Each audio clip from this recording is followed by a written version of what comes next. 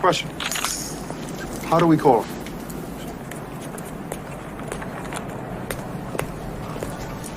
He gave us a signal.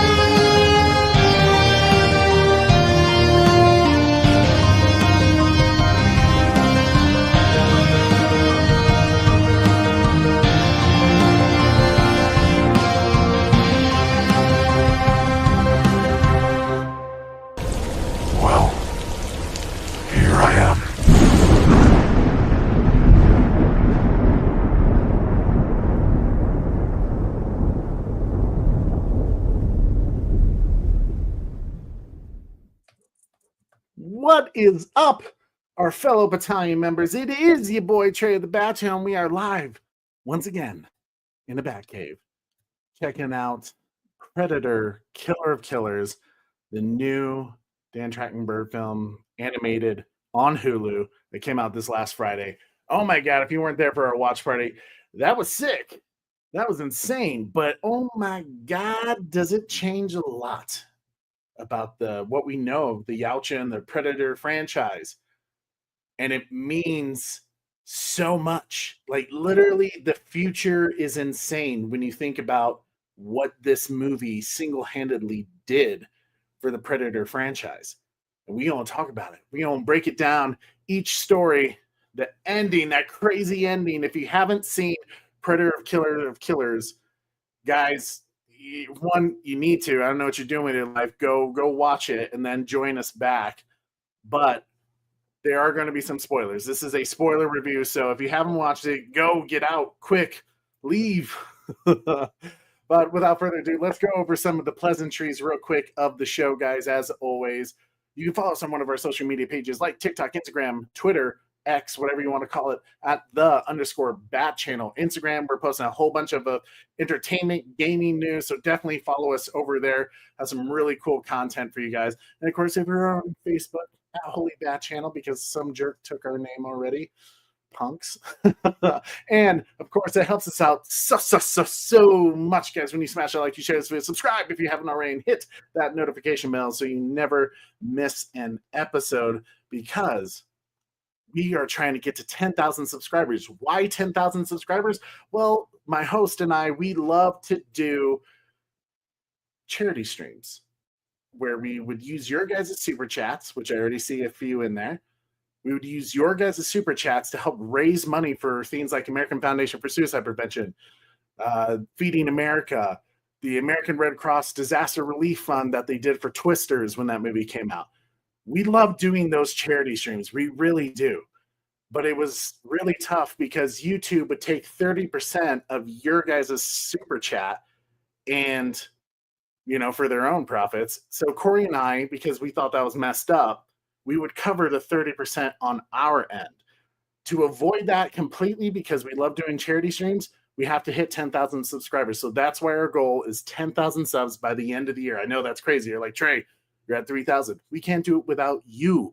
We'll keep making the content. You guys reel it in. All right. So help us get to 10,000 subs by commenting throughout, liking this video, sharing it on social media, and subscribing. Just do it. Just do it. And of course, if you want to check out some other content that we have out on the Bat Channel, my God, we have from reactions, reviews, breakdowns, talking about entertainment news like Toho investing huge in Godzilla. Of course, Alien Earth is coming up next. We're super stoked for that. I think we're building to something else that I'm super stoked for.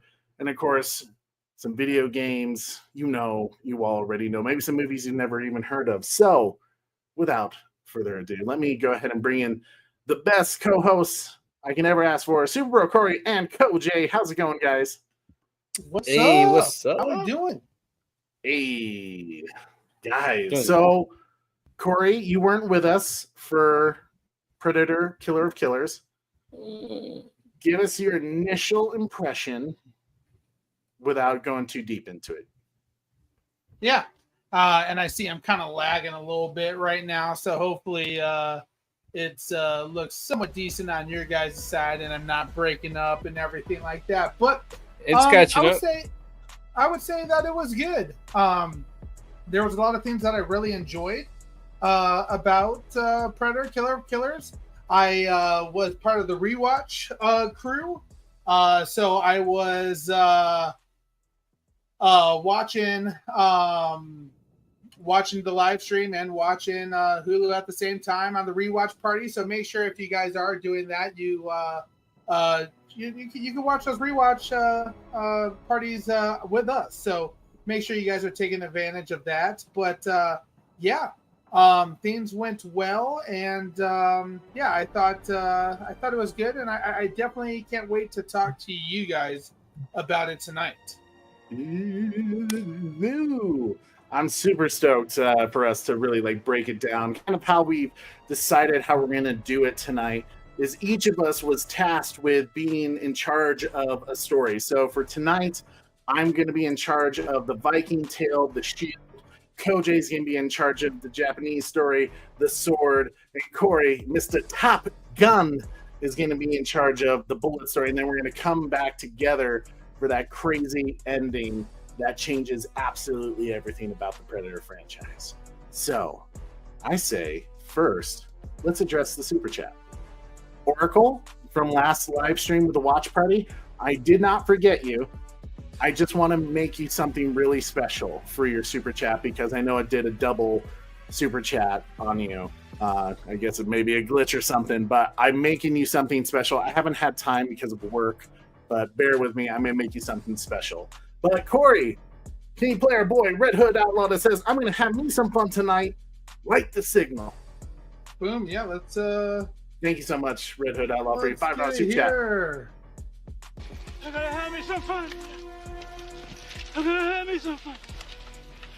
I'm going to have me some fun. I'm going to have me some fun. I'm going to have me some fun. Yes. Oh my god. Friggin'. I guess, Kojay, let's get your initial reaction to the entire Predator Killer of Killers. I know if people saw the watch party, they saw your reaction. But overall, what is your general thoughts? I love it. I'm putting in like my top 4 Predator movies or 5. I'm struggling still, but it's up there. I really like it. It has equal value as the live action ones with what it expands, explores, shares with us, give us more of like I'll save that for the spoiler, but it expands the universe more in a way, in the art style. Took me back to like I was reading a Dark Horse Predator comic, and that was just I didn't dive completely all the way into Predator, but I dived enough to enjoy the expanded universe and like in the comics and the video games. It was awesome, and this felt like it pleased that style with how it looked, but it felt very cinematic to like what we get in Predator stories, and I loved it. I was like, I kind of wish it was live action with 30 more minutes longer. Right, yeah, man. It feels like a travesty. It should have been in theaters at least. Yeah. I agree. I think both now Dan Trachtenberg, from having the Prey movie that caught everyone by surprise, I think, of just how good it was. With that not being in theaters, that was a travesty. And here we go again with this film being just as incredible, if not maybe even more. To have that only on streaming, it hurts a little bit. But comfort from your home, nothing wrong with that. You gotta love it. So, hey, I'll take it nonetheless. Right? So, let's see. Oracle, thank you. I appreciate you. I'm just reading the comments real quick. Let me say hello to everyone in the chat. We have Kaiju Crazy Craig, Rollin, Dark Jurassic. What's up, dude? Good soldiers follow Order 66. What's up, my man? Reporter for duty. We will not Yo-ho. be executing Order 66. I see that we have a Jedi in the chat, so tone it down a bit. Tone it down.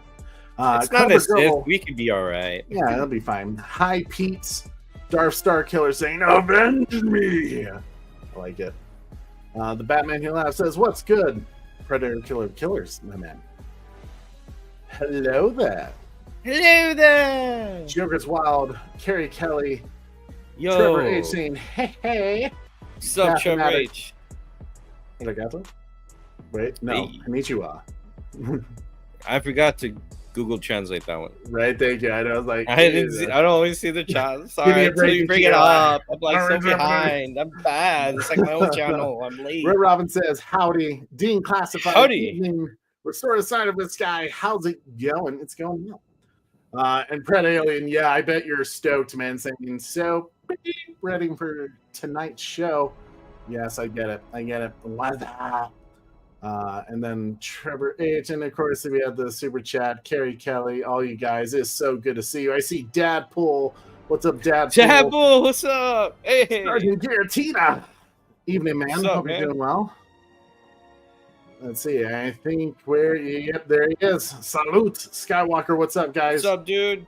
Skywalker just got off a live stream, and I heard it was a crazy news going on with Warner Brothers Discovery.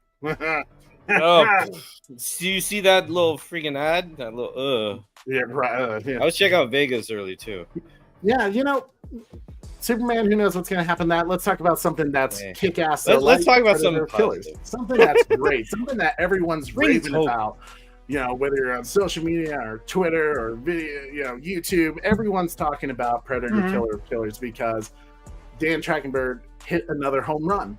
And I think we need to just dive right in and kind of break down a little bit of story one, The Shield, which is the Viking era. But this kind of sets up everything. But when the movie began, we got this great little Yalja Codex.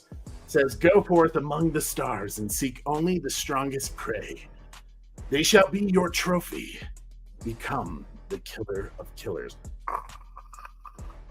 Hey man, that right there just sets up everything you want for this movie. It just is going to be what leads it, what drives it, especially what the Predators are trying to achieve.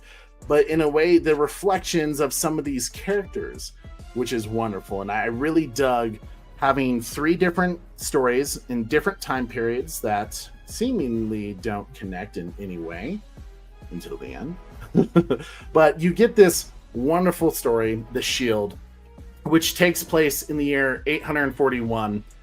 And it takes during the Viking era. We get one of our main characters, Ursa, who is this Viking warrior queen. She is on a vendetta. She is enraged by something that has happened to her in her past that she just needs to conquer. And like any good old Norse mythology story, it usually has something to do with revenge. Her father was murdered by a Krivik, which is basically a tribe of early Slavs. So you're thinking this would be what like modern Russia was. In fact, the castle that he has on that lake is actually near St. Petersburg. So that kind of gives you the idea of demographics of where we're at. And yes, definitely the Vikings would have had some, things going around in that time, but just like classic Vikings were savage, they're always pillaging and destroying things. But while this is the standard Viking thing they're doing, she has a mission. She has taught her son this mission. All they've known for their entire life is the hunt, and more in particularly the hunt of this leader of the Kriviks named Zoran, and who murdered her father. So the warpath that she was instilled by her dad, who said to her, "Avenge me," by giving her the blood mark after he was murdered. She had to push in the sword. She is now searching, hunting this guy Zoran, and doing anything, basically damning herself too, because they even kind of brought it up in the movie that to kill basically an armless person is not honorable. It will not send you to Valhalla. You're going to go to the Norse hell, Niflheim. which is a cold, icy terrain of just suffering, essentially, which I want you guys to keep in mind of that, because when she finally finds this dude's location, she just tears apart. This thing is great. It's like watching a 300 show. Also kind of reminded me of The Northman, which was a great freaking movie. And you're just seeing her just absolutely obliterate the other tribe until she gets to Zoran. And I love the fact that it had been 20 years later, essentially, and the dude doesn't even remember her. He's like, what is this about? Like, seriously, like, who cares?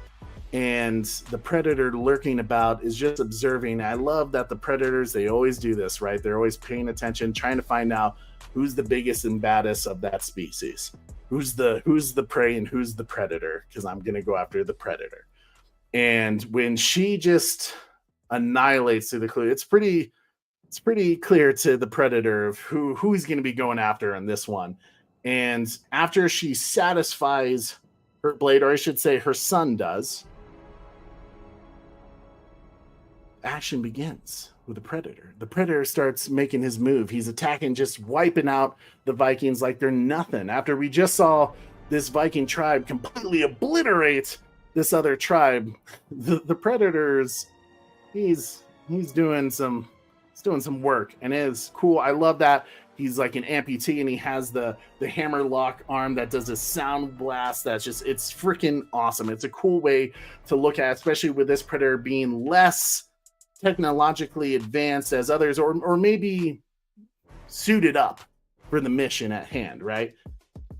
And we get this very awesome grizzly. It's just savage, raw violence that leads them all the way to this icy battle, and she's able to outsmart the predator. We see that a lot in this, that they find the thing that maybe gives the predator his strength is also his weakness, because she uses his hammer blast thing against him and uses it to projectile him to get, basically harpoons himself in the ice, and she survives. But to her surprise, her son was killed by the hand of the predator. And Anders, which is her son, basically it's this whole moment where she's trying to wipe off the rage. She realized that her violence, her anger has gone so far that it led to her son's death. That if she just would have given up the war path, they would have just gone home, right? They had all that plenty of gold that her son talked about, like, hey, we could just go home now.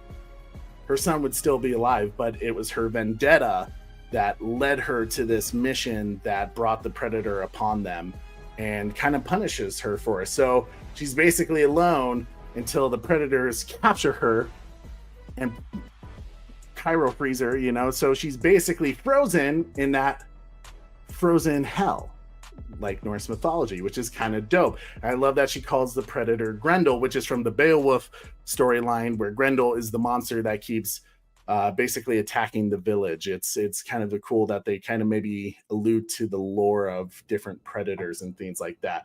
So the shield, a very kick-ass way to start off this predator killer of killers.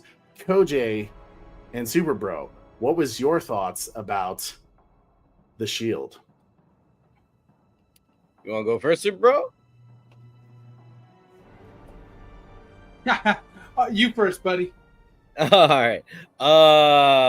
This was dope. Now, I don't really watch all the Viking shows and all that, but they're usually in the background of my other Swords and Shields adventures as the bad guys, usually, or whatever.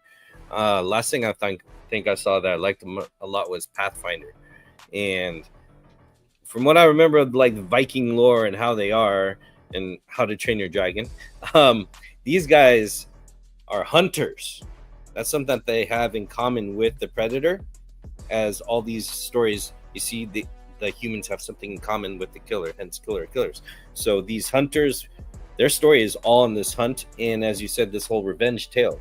So I felt like I was getting a Viking story that turned predator real quick. And the experience of going after your enemy, having revenge and passing down the bloodline, and that stuff was cool, and the action was sick. action was like what we usually like with our Zack Snyder movies, you know.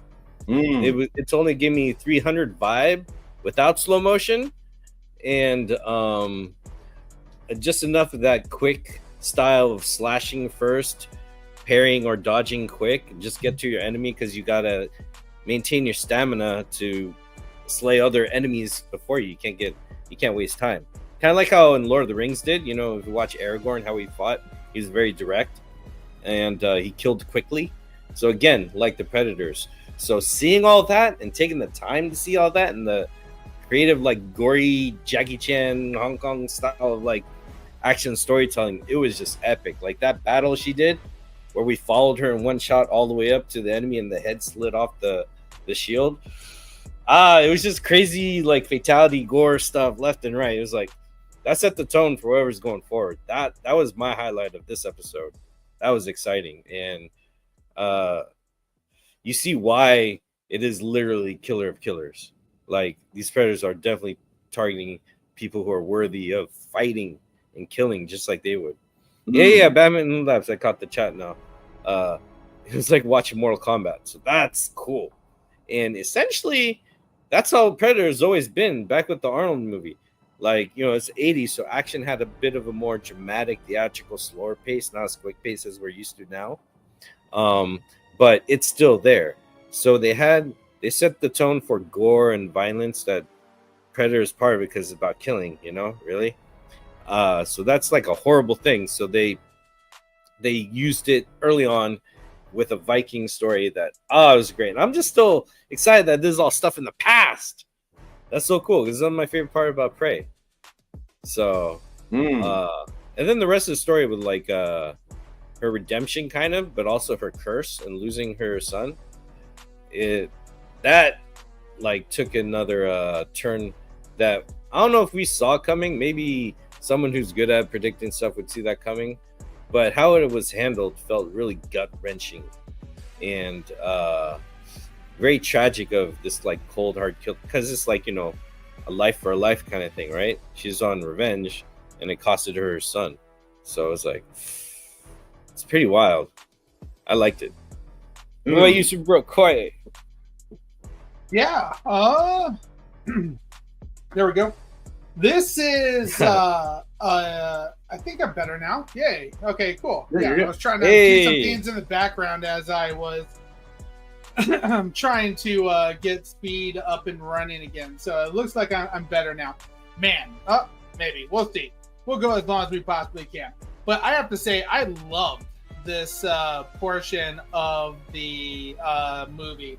One, I love Vikings. It's something that Norse mythology is something that I really enjoy. I love seeing you know, just that Viking culture. And it's funny, I was going to bring this up, but I'm going to highlight it because Kaiji Crazy Craig Rowland already said it was interesting to see the similarities between Vikings and Predators. Yes. And this is some things that I wrote down like on my notes, you know, like Vikings and Predators, you know, like Vikings, what did they do? You know, they were going on expeditions. They were raiding towns. They were conquesting. They were expanding.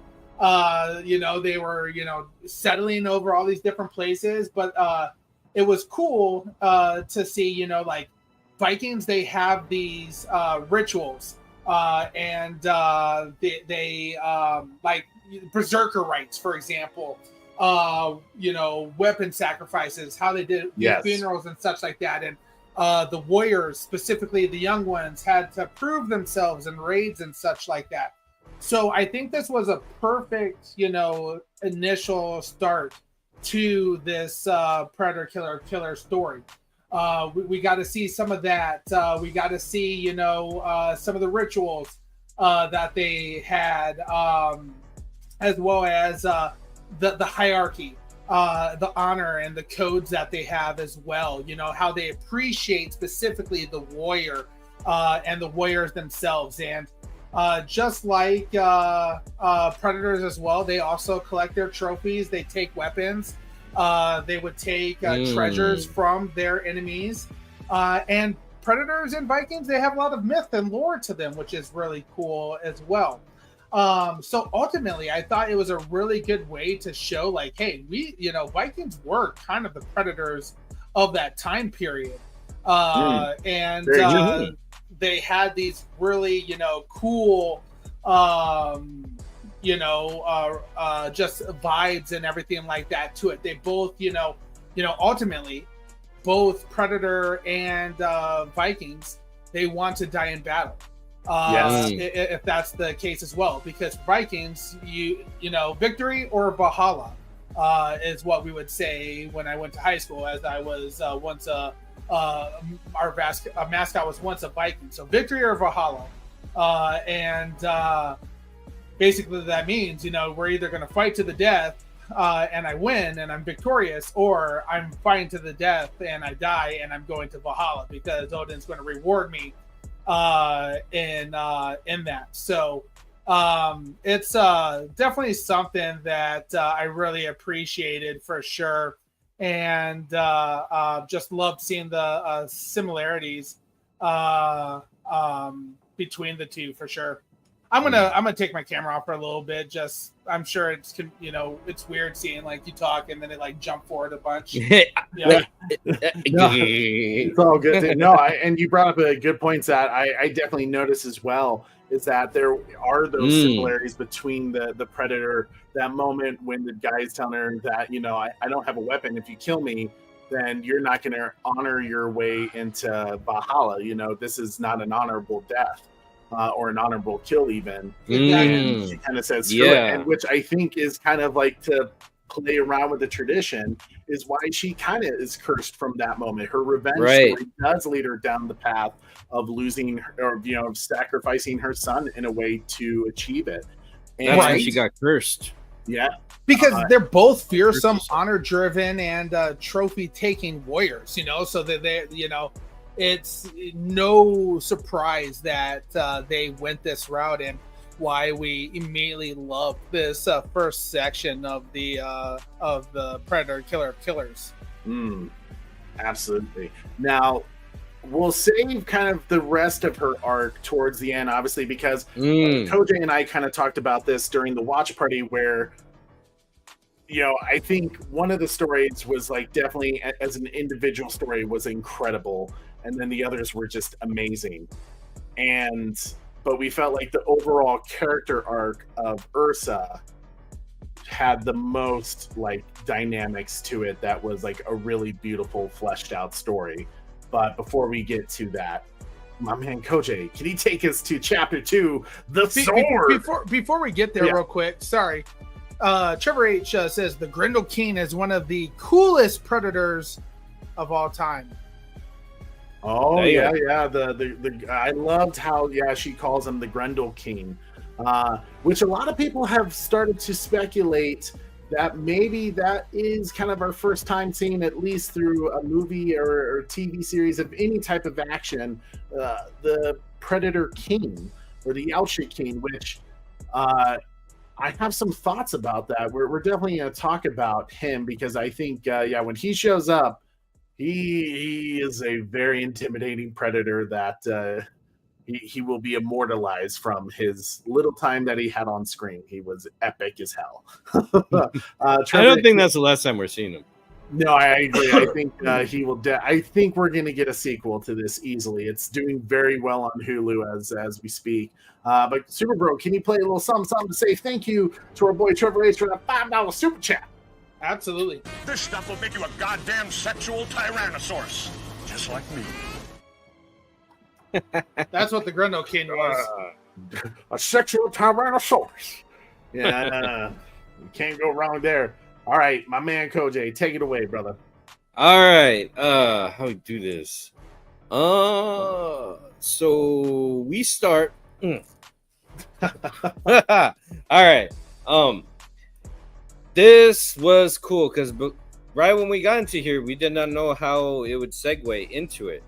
We kind of, after our other story, we see them in present time with collars, and we go this guy meditating with his back to the camera, and then the scene changes into 1609 AD And we don't know who the guy is. It's just that he seems like a Japanese warrior of some sorts. So before getting into the story, the setting of Japan in 1609 is very interesting. I do have some notes, so bear with me as I go over them and then tell what I say. It's not going to be long. I don't ramble. Try not to. But in 1609 is from 1600 to 1868 is known as the Edo period. But specifically in 1609, that was the end of, well, kind of the end. That was around the last invasion of a domain. So the invasion of Ryukyu, which is modern Okinawa, that was the last of where forces from the Satsuma domain invaded that region. And there was a huge war and battle from March to May 1609. But that this whole era was mostly relatively peaceful, and that was huge because before it was a long periods of warfare and warlords ruling lands, taking over lands, and then the people get stuck in the middle. Horrible stuff. So it was very a war culture. Well, not a war culture. Sorry, scratch that. It was a war times, and that's just violent all around. That affects everybody. Atomic Kaiju. I'm gonna just agree with you, okay? I'll have to translate that later. But yeah, I'll translate it while you're yeah? while you're doing your thing. All right, Yeah. thank you. Hey, got my back. That's how we do at the Bat Channel, people. So, anyways, I want to bring that up because this is towards the end of that lifestyle. Because certain areas politically got stretched out. Where one area is Sankin Kotai, if I'm getting that right. That society was divided into 4 classes. You have the samurai class, the farmers, artisans, and the merchants. And also you have the Edo kingdom, and everyone's ruling differently in this era of peace. So the rule of the samurai and coming off of an era of violence is like something that only few can. Let's just say that when there's less samurai and less areas honoring the last of that type of time and code and rule, those guys have to stand strong. They have to have their family going. They have to maintain their political power and presence, because the samurai culture was very violent. Like some clans, to apologize for any wrongdoing, depending on severity, you would have to kill yourself or kill a family member, or your whole family gets killed, and you have to kill yourself. A whole bunch of samurai movies I watched, which is why I was so excited when this started, because this was essentially a samurai story, just as we had the Viking story and that culture of similarity with the Predators and the Viking way. Now we have a different culture of warriors that have a relation to the Predators at that time, and we have 2 sets of warriors in the story. So it's not really it's half a samurai story and it's half a ninja story. Now, samurai movies, especially I watched more Lone Wolf and Cub and a couple others, they don't really say much. The heroes are usually quiet, and everyone who says something is direct with what needs to happen to progress the story forward. And a lot of stuff is told through silence, moments, long looks, that moment just before the sword goes up, because they really want to relish in the moment, in the heat of combat that could be your last. Everything's on the line. It's so dramatic and tense. So I felt this story did a really good job capturing that samurai and ninja tale all at once. And we see 2 young boys training or practicing with their swords against each other. Their father comes in, and he's looking very mean and stern. They face off, and there's these looks to a samurai outfit, and it's a special one because it's really propped up and everything. So that tells me that's the main samurai who's going to be in charge, and one of those 2 have to determine who it's going to be. One brother doesn't want to fight anymore because he loves his brother. He doesn't want to go that route, and the other brother, he cuts his brother's face, and he essentially wins the match without killing him, but dishonoring him. And his other brother saw that his brother went that far. Like, they were cool. It seemed like they were like, I'm not going to strike you back. They had that mutual understanding in their looks to each other. But then that sends younger brother away, or older brother, who got cut in the face, and he he was banished or he's self-banished. They don't tell you that, but you need to know enough. You already have enough to know what's going on. And then they do a time lapse where the brother with the scar is in the fields and he's a trained ninja and he's getting ready to attack at the night. So the brother who's a ninja now samurai fight in a code. Whether they're right or wrong, they always have a code and a style of fighting and use of the blade. The ninja also uses the blade, but the ninja also has dirty tactics that you can say are dirty tactics, like throwing sawdust in their face, throwing spikes on the ground to get away when people step on it, throwing poison, gas, whatever. Any tactic. They have like more shurikens, they have kunai, sword, a bunch of weapons. So if you think about that, the Predator also has a bunch of different weapons to kill you. It's not just one. It's not the blaster. He also throws gadgets, stuff that catches you, and then that fish net that cuts you through your body that turns you into a bunch of cubes. All these tactics that the Predator also uses. So we see the similarity going on right here.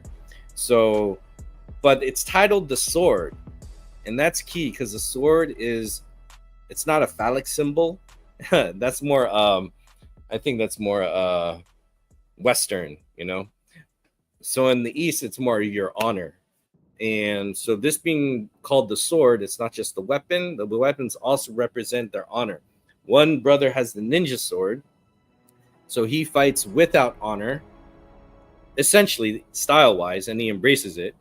And the brother has to fight with honor with his sword. But then the ninja guy's brother is probably thinking, you have no honor, you betrayed me. So you get these two styles or two spirits of ideology around combat, around the sword. So the name is really good because that's where our focus is on. And as the two brothers fight, bam, we get the Predator jumping in as a third wheel. Now it becomes a triple threat match. Oh my gosh, and the action is insane. Now we pick up to the action that we saw in the Viking, and you just see how the guards are just destroyed with the Predator's weapons, and then how the ninja brother has to survive the Predator. And then when the fight gets outside and onto the ground, the brothers make a pact just with their eye contact. And I thought that was great. They didn't do a lot of dialogue. They could have shout, "No, brother, you did it." They let the tone and the feel and the combat tell the story. Because then if they're talking, what's the Predator got to say? I don't know. That's what I'm thinking. So it's really cool that this was a really physical story of combat. And then to see the two brothers team up against the Predator, defeating the real monster. Because these brothers were never enemies to begin with. Just one bought into the propaganda of the father and resulted in the other brother getting hurt and wanting vengeance against the brother who betrayed him. So really, their misunderstanding, hatred for each other was manufactured not by their own will, but by insecurities and all that prejudice. So seeing them unite in this last moment, take out the Predator, works for me metaphorically of defeating the real monster. And then this was 1609. This could have been the summertime or the fall. I'm trying to remember the leaves. I think it was the fall. So this is after the last war, around that era, until we get to a more organized peace, if you will. There's some other stuff going on, but yeah. So you have the brothers reconciling, killing the monster, and one does fall, but before they do, they both established peace with one another. And the setting for that, I just thought was just really beautiful. And then we get back to present day. So the action was fantastic. Seeing ninja action, honorable samurai action is really good. And this was awesome. I'm glad you let me cover this because I was just like, oh, and the shots are gorgeous too. The cinematography, especially the art, yes, it was very symbolic of, especially the fact that you have literally the brothers are yin and yang. They're opposite colors in their clothing, personalities, what they decide to do. I think that's what just makes it partly such a beautiful story. Like people were saying, the resolution that they come to at the end and finding peace. One falling, one surviving the attack, but it is a beautiful story that I think hits just as hard. It's just as heavy as the first chapter for sure. Mm. Yeah. Super Bro, your thoughts on the sword? Yeah, so this was another really cool portion of the Predator Killer of Killers story. So now we're seeing both samurai warriors as well as ninja warriors who also have a lot of honor. They have a lot of skill and a lot of combat mastery. Mastery of their weapons, their craft, just like the Predator does. So seeing the similarities between the warriors of having that honor and skill and combat mastery go up against this demon, this Predator was phenomenal. This is when I was like, this is kind of interesting. So the first one with the shield, we get this mother, this grandmother, or it was a mother, Ursa. Yeah, Ursa. And she it's a Ursa and her, son, basically, fighting for that. Here we have two brothers fighting for each other at the end. Sure, they had some disputes and some issues beforehand, but it was cool to see them come back together and use their combat mastery and skill to defeat this Predator, this creature themselves. So I just thought it was another cool similarity to another warrior culture that is now kind of in some ways kind of a theme that we've seen with the most recent Predator stuff. Obviously, with this one being the sword, the shield, with Prey, even they were Comanche warriors as well. So we saw some really neat fighters go up against these Predators here. So I I enjoyed this this series, this portion quite a bit. It was heartbreaking to see the other brother die, but I think overall it helped his character also realize the importance of life in this story. Viking culture, they want you to avenge me, here the importance of life and protecting life and not wasting time to get to that point was very touching and endearing as well. Yeah, no, I love that so much, and I think a lot of what you brought up, Kojay, just like it hits with how the character, I think, especially how we see the characters in the future in a way. When they're all put together, the differences between Ursa and Kenji is telling, even though they kind of go through a similar event with the Predator in losing a loved one due to their need for revenge going south in a way. I think it sums up the differences between their cultures of why they are reacting a bit different in the situation that they're pitted against. And it makes sense, because I don't know if we could talk about the ending or wait till we get there, but the state that they're in, without spoiling, the state that they're in, where we are introduced to them, might be just as fresh. You know what I mean? Yes. Yeah, it's definitely possible. And I'll elaborate on that later as we get there. I love it. You gotta tease y'all. Gotta tease. Super Bro, let's get to the bullet. Yeah, man. So the bullet.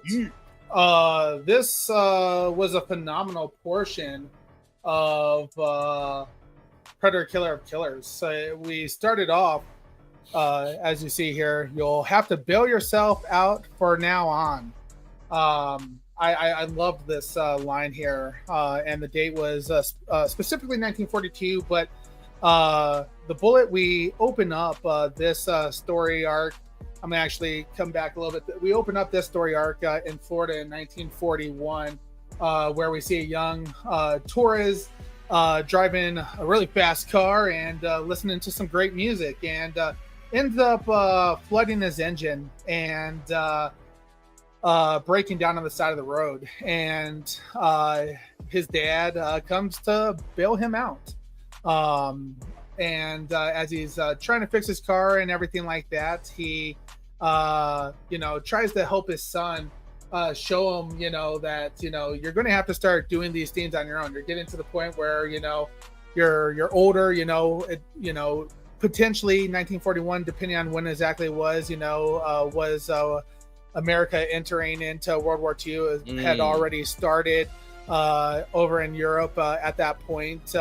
So the dad knew that things were going to escalate and continue to escalate. I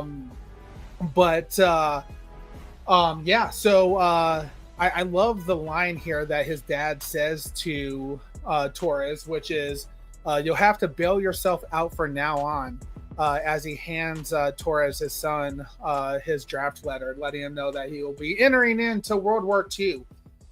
So we fast forward ourselves into the North Atlantic in 1942, and Torres is trying to fix his plane that's all beat up still. I think kind of a cool thing to note here is Hispanic community was fighters in World War II. They weren't as highlighted as much, but there were Hispanic naval aviators and pilots in the Air Force and everything like that during that time period as well, which was cool. But we see him trying to fix his plane, and we get introduced to the squadron, right? We get to see that Torres is part of the tech squadron, and specifically is run by Vandy, which Trey, I heard on the podcast, you guys immediately started to recognize his voice being Michael Biehn. Would you like to share where he's what else he's been in? Kyle Reese, big fella. Yes, sir. Kyle Reese. And So Aliens. I can't remember what his what he is in Aliens, what his name was. Absolutely. And the second you heard him start talking, you knew he was something, something big, and an important character as well.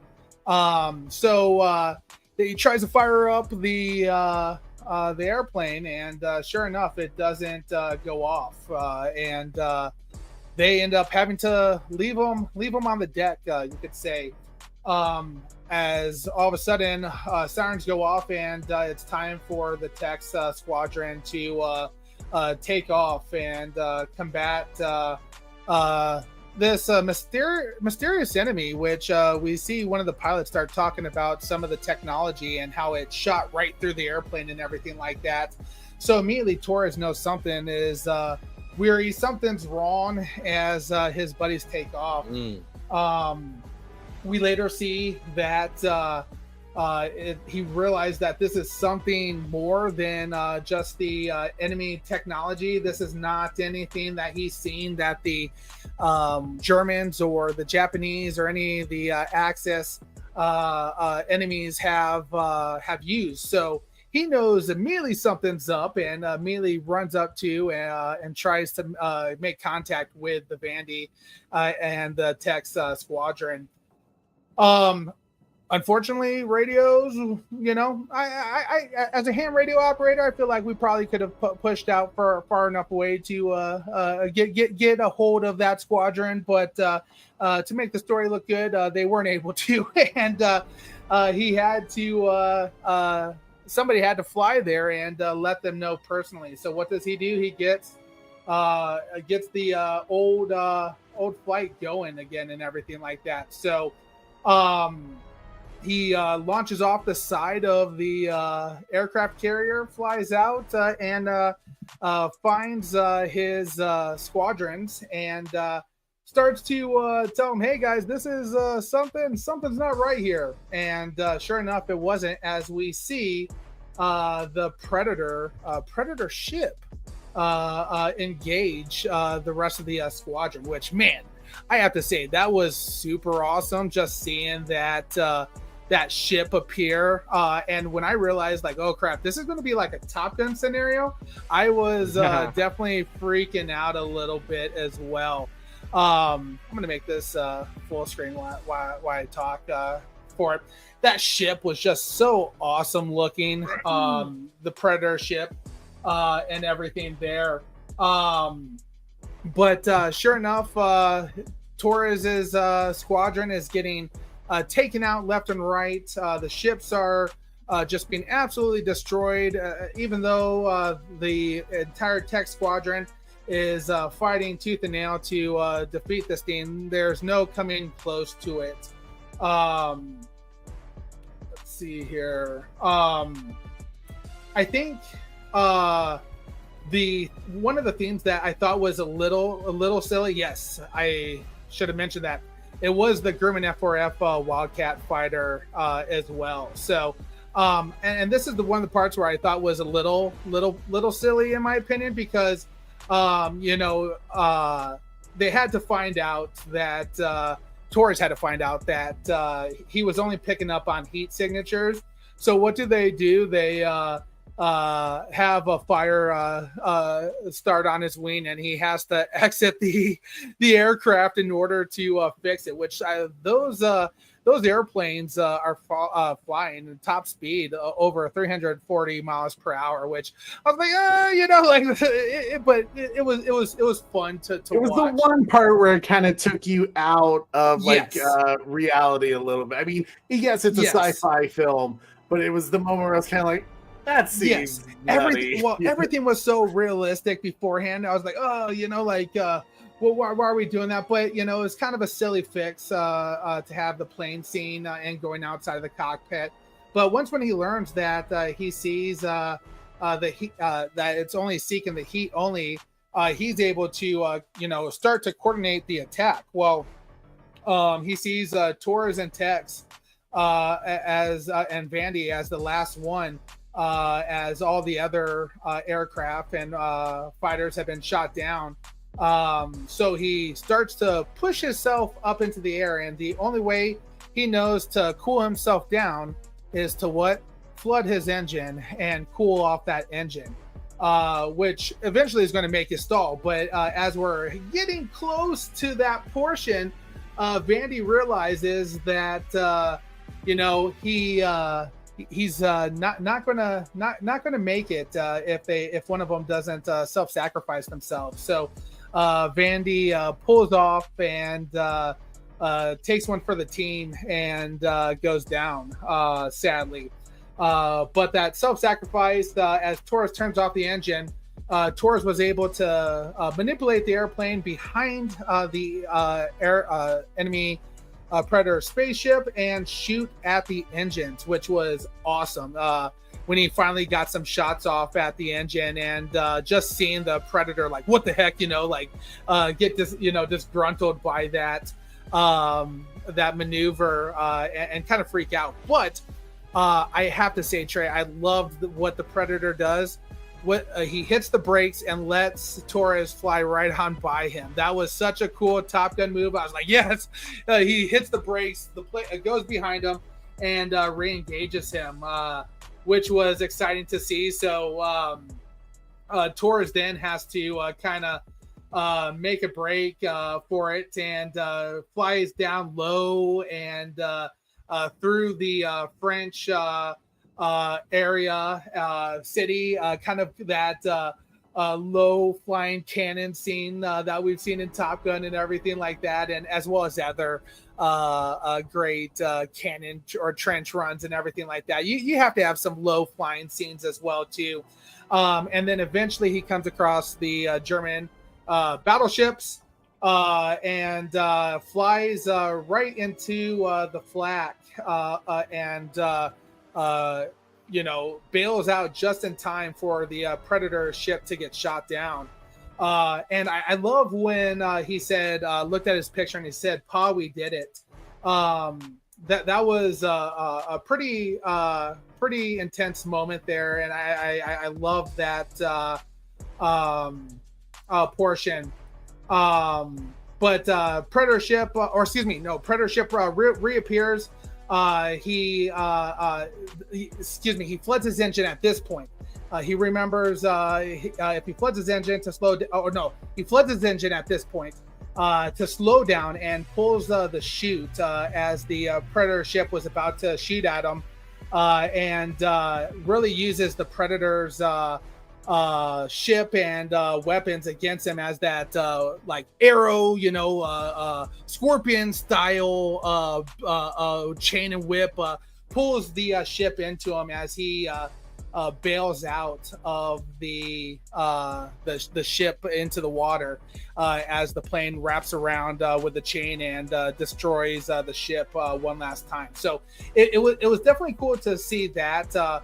But I misspoke. He didn't flood his ship earlier. It was this point he had flooded his ship, which to me was super awesome. I loved that portion of it, mainly because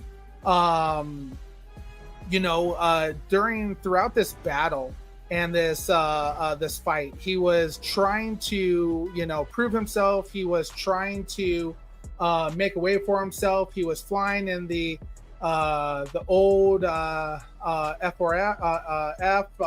and then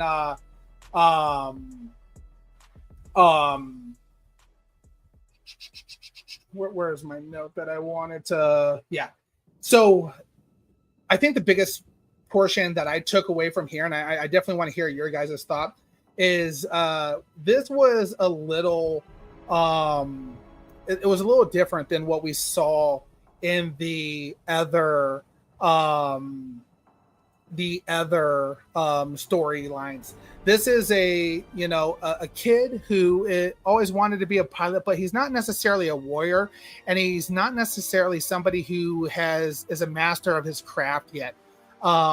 So it was cool to see somebody who would be like us, who doesn't have all the skills there, but is skilled enough to do what he needs to do. And throughout the time, we do see him constantly, make some mistakes. He struggles. He's constantly bailed out. Vandy bailed him out one last time to save his life. And then it came full circle when he had that one last time of flooding the engines to slow down, have the Predator shoot. And he was able to, in some ways, have his dad bail him out one more time. So it was kind of heart-wrenching and touching, where his dad said he couldn't bail him out, but the lesson that he learned with his dad did bail him out, which was like kind of a tearjerker for me as well. So his dad was still able to help him, bail him out, and it was just really cool seeing that and knowing that. And then, of course, we see the final shots of him at his garage, and if we should ever meet again, starts playing on the radio. And sure enough, the Predator like that little shows tease. up, and he is abducted, which I'm thinking now, Trey, is where you would want me to stop as we get into the final section of it all. We'll definitely get into the final session. Perfect. But yeah, I do agree. The bullet was a nice. I think what was so great about the bullet is, once again, just some crazy, different type of action. We've got a lot of hand-to-hand combat, but here we got some aerial battles, which is something we never really gotten to see before with the Predator franchise, which was really, really cool. And I think the theme that was so great is that it was a really nice payoff from what it started with the beginning. It kind of reminded me of not Predator, Indiana Jones and the Kingdom of the Crystal Skull, Corey, that beginning scene with his dad in Florida driving out with, you got the old school music playing. 100%. Oh, totally. And to have that moment where he is a flawed character, right? Torres has made a lot of mistakes. He's clearly an intelligent person. He's learned everything as he's gone by. He's kind of a self-made soldier when he gets drafted. And to have it all lead up to that moment where he's still kind of getting himself, he's running before he can walk, to have it end up in that scene where he made mistakes and he's been innovative, like I've seen someone say in the chat, and is able to figure out how to beat the Predator at his own game. And it just shows that his character is kind of going to be the team maker. He's the friendly guy. He's a bit of the comedic relief as well. And he fits the trinity of our group very, very nicely as we lead up into the big moment of the ending here. Kojay, is there anything you wanted to add to the bullet? Oh, Kojay, I think you're on mute. Oh, we can hear you. Oh, there we go. Yeah, I was just going, yeah, I agree. Like way too much. I had to put me on mute. We have the sword. We have the shield. No, we have the shield first, the sword, and the bullet. That's like this little trinity. You usually have 2 warriors and a bonus, which is either support or another skill. Like if you look at, I think that's usually the motif, because you'll have a warrior that's stronger, or the strongest. I would say that's the shield, and you have a warrior that's another.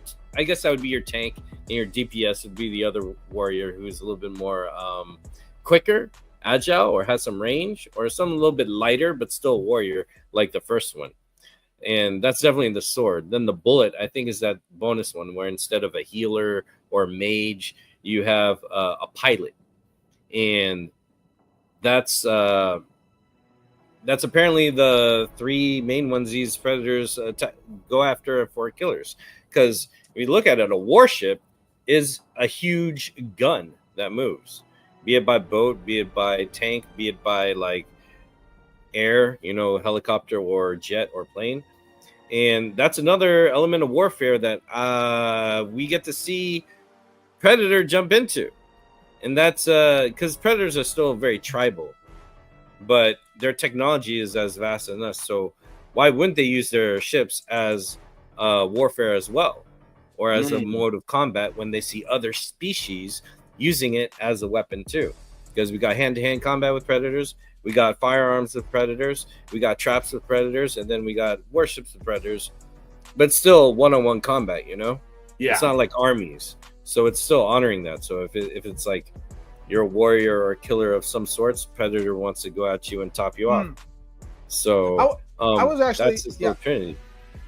I know you guys have seen more into the lore than I have, but is this the first time we've seen a dogfight? As far as I'm aware, it's the first time. Have you ever seen a little tiny bit in the Predator? I mean, and it's like maybe a minute or two, because there's a super predator chasing another predator in that, and it's in the very beginning. It's not really a dogfight; it's one chasing the other. So I think that's definitely worth noticing. This is of that as well. And Torres, he's not really a warrior as far as Viking in that sense, or a who's or a ninja or a samurai who's dedicated their entire life as a warrior or fighter. He is he was forced into the warrior life, and that even still that he was forced into this warrior life, that he's truly a hero. He's cocky, he has his principles, and he's haunted by the craziness of what's going on with World War II. But when his squadron faces an unknown enemy, he's not fighting against, he knows it's not Germans, he knows it's not the Japanese, and that this is something more, something extraterrestrial. He doesn't back down, and he goes and he does that Top Gun Predator fight in the air with him. So definitely had a warrior spirit. And I loved how, we had the mom, son, brother, and now kind of the father, son to close out the this 3-episode arc before our warriors come together. Absolutely. And thank you so much, Chevy, for reminding people to smash that like. You already know. Chevy! It helps out so much when you smash that like and you leave a comment. Replay crew, if you're watching it, comment all the way throughout. I love reading some of you guys' theories, and I like to respond to them. So definitely know your thoughts about each chapter as we go along. But I think what is cool is, we see all those visions of, where it kind of fades into where our characters are at present day, and how their stories kind of connect in a way. But now we come to the finale, the moment that connects them completely in their adventures, their meetup with the Predator for the first time and surviving an attack from them. And now it has led them to something we've never seen before, which is what happens to you after you come in contact with a Predator and kill it, survive. We've never had characters come back for a sequel in a way. It's always been the next story. Well, now we see that the Yautjas will actually kidnap you and then probe you. I'm just kidding. Not probe. Did somebody say probe? Probe? What's with alien probing? What the gun? What the gun? That works too. I'm gonna have me some fun. I'm gonna have me some fun. I'm gonna have me some fun. I'm gonna have me some fun. I'm gonna have me some. Maybe Atticus would like the probing. Maybe, who knows? But we make it to Yautja Prime. At least that's where we think it is. We're on some alien homeworld where they have this Colosseum-like thing, which I was right on my theory from the trailer reaction. I was like, what happens? Like, what if you got captured by the Predator and they like throw you into this gladiatorial world? Because I know at one point there was actually a story that they talked about doing a sequel with Arnold Schwarzenegger where his Dutch would become a gladiator in the Predators, that they would take him to his world and have him just fight to the death until someone finally got the best of him. So here we are. We finally get to see they have these little things around their neck that basically it's like Suicide Squad. If they don't do what they're told, it's going to blow up. And they're basically going to be pitted against each other. We see what some have referred to as Warlord Predator, or some people have started calling him the Predator King himself appear. And boy, is he badass, because the Predator King, guys, I don't know if you noticed, but not only is he just covered in bones and things like that, but it's the bones in particular that he's covered in. He has clearly killed a crap ton of xenomorphs. Those are xenomorph tails and a xenomorph queen rib cage on his back. That's insane. That means this just gives you the idea. Predators, if you know anything about their culture, they base each other off of everything that they've killed, right? Like to prove yourself and to earn the hierarchy rankings of your clan, you have to kill the worst of the worst, the unbeatable. You have to just take out everything in your way and do it honorably.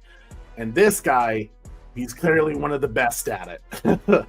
And he basically pits them against each other and he says, hey, you have killed one of us and now you become the killer of killers. We'll see which one of you survives and you get to face me, which is pretty freaking epic.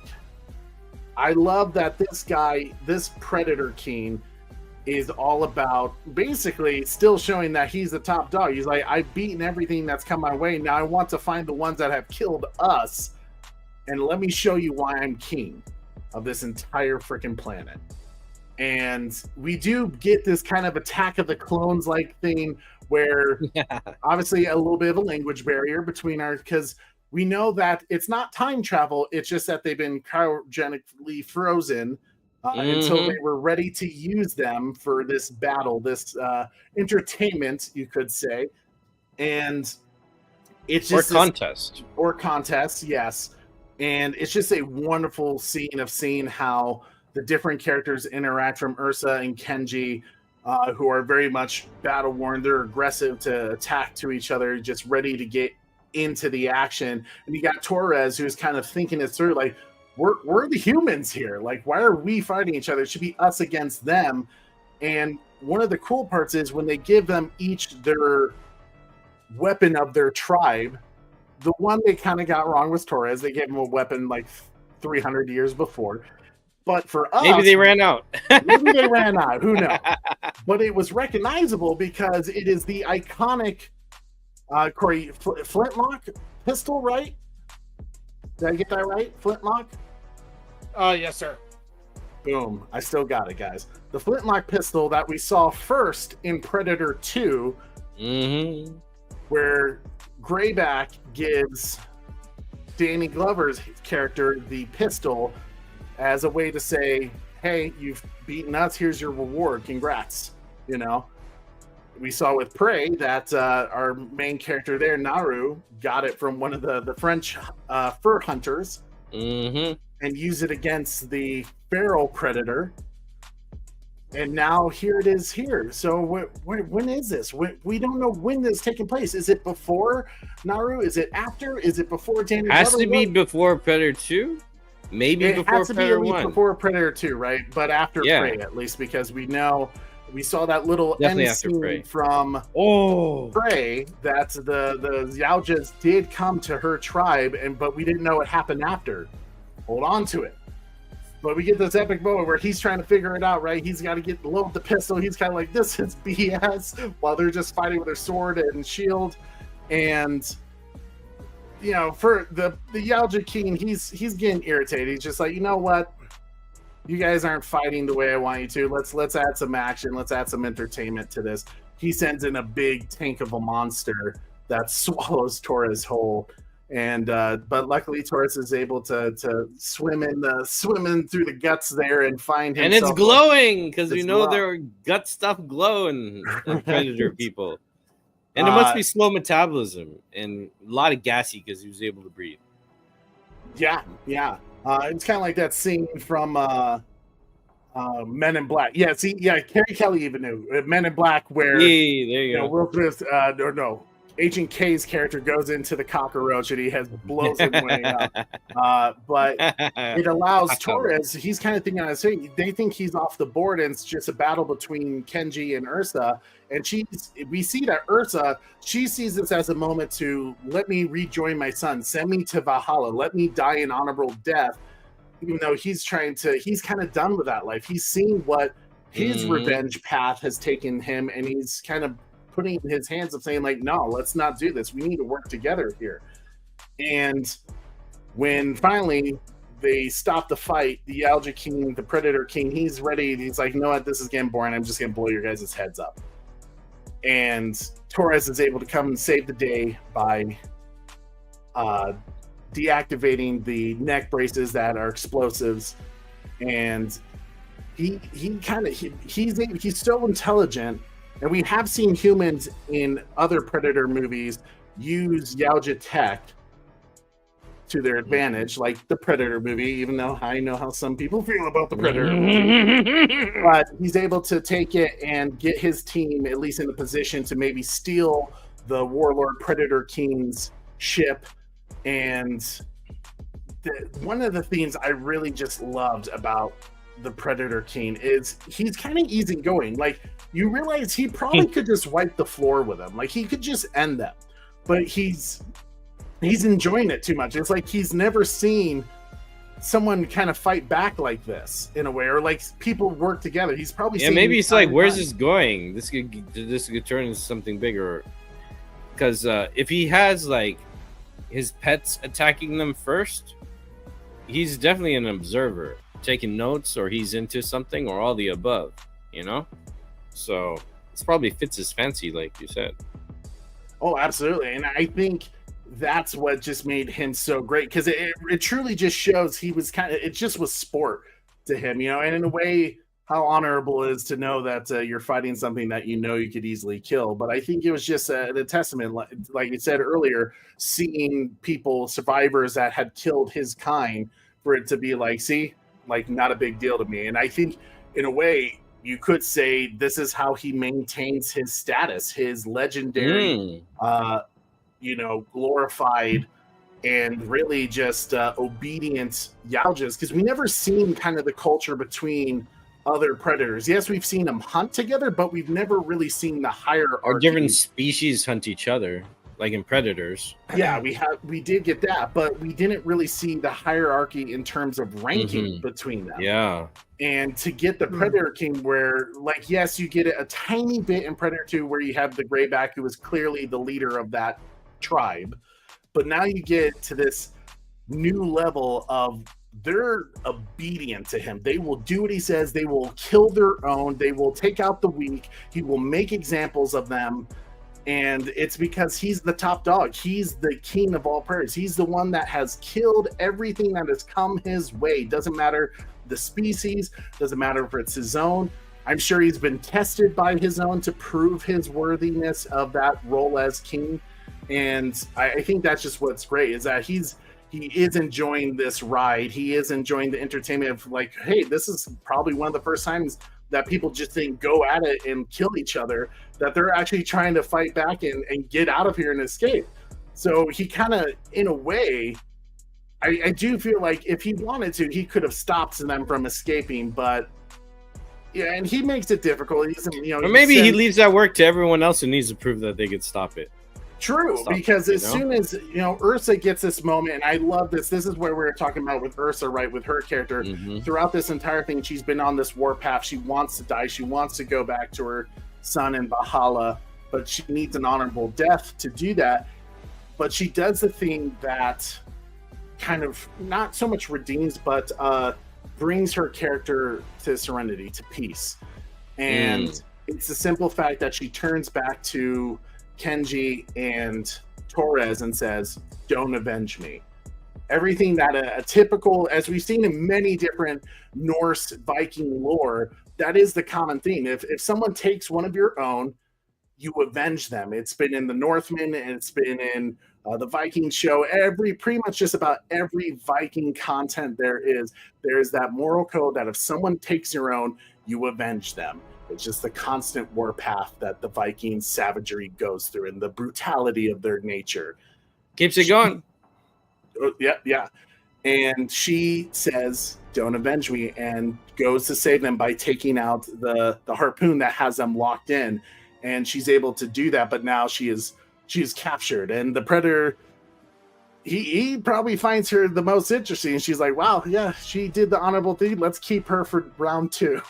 So she goes back into the icebox, and the others get away, but not before the Predator sends and it orders his entire Yaoja clans to go and hunt them down, because this is going to be fun. And you can almost see the glee that he has. He's like, this is great. We haven't dealt with this in a long time. Let's go after these guys. Go get them. Yeah, it's pretty wild. Also, they cut off our samurai guy's arm, and he was right-handed.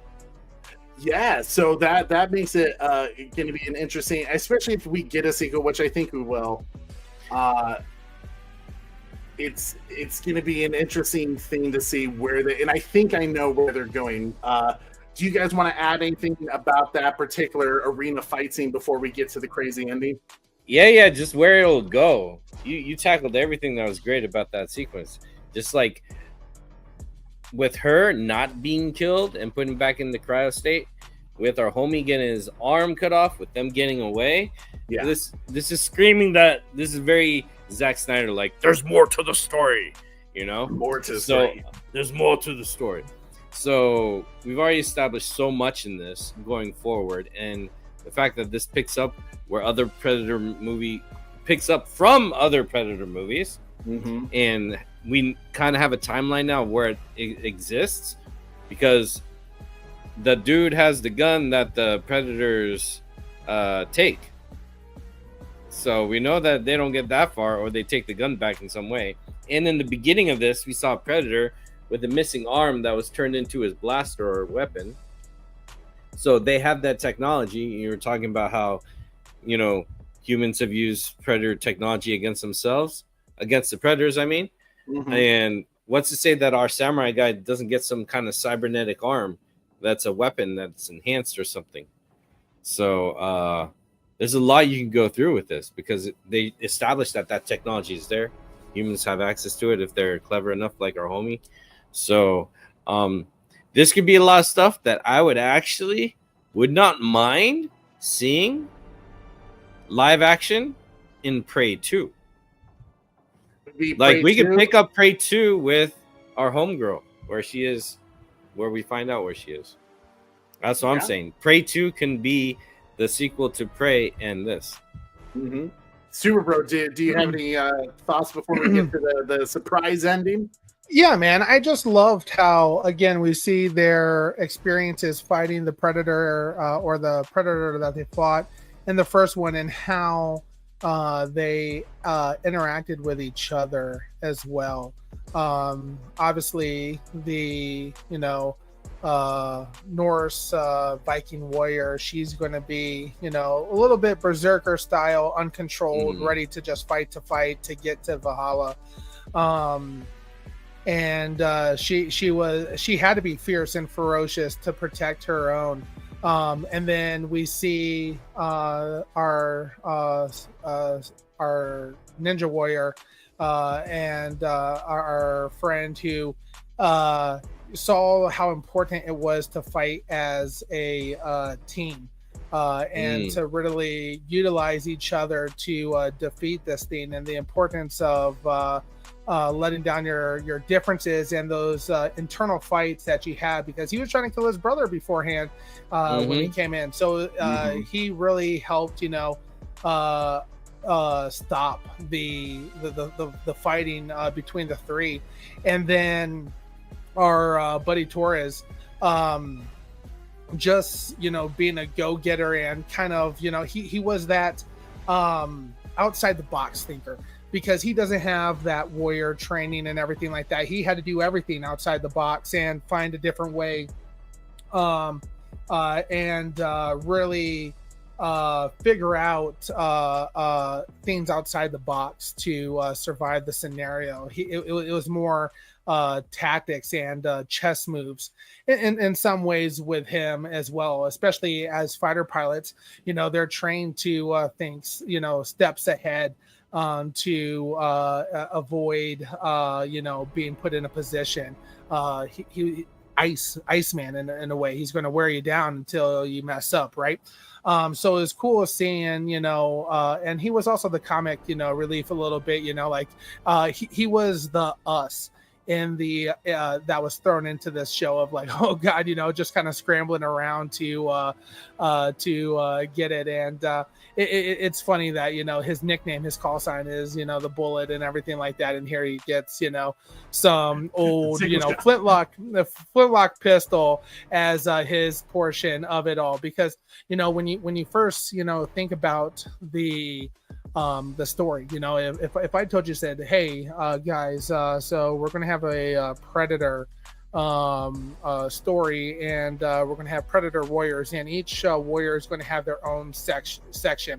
One's going to be the shield, one's going to be the sword, and one's going to be the bullet. Probably the majority of us is going to be like, what, I probably want the bullet, because in everything that I've seen before, Indiana Jones, guys throwing around the sword and everything like that, and Indiana whips out his gun and shoots him. So it's like, oh yeah, I want to be the guy with a gun, and then here who gets the gun for the weapon, and here you are with a stupid flintlock pistol that what am I going to do with this? And, he had to load it up and everything too. Exactly. In the grand scheme of what things, a jerks. His firearm was the worst. Like if we had an AR-15 or some even let's say they gave him an M1 Garand or a Tommy gun, because those all would have been something that would have been readily available in World War II. Yeah. So it's like it was funny. Again, it added to that. Really the bullet was the gotcha moment. Like, oh, this is all I get. This is the stupid thing. Which it's you're right, Trey, because here we have this Predator warrior king. That is he really doing the honorary thing, watching these games of these warriors that killed him. He I'm could glad be you a brought bad that guy up. in the Predator world, you know, who doesn't Possibly. fight with I mean, he honor. could be a tyrant king that maybe There could doesn't be good and quite, bad.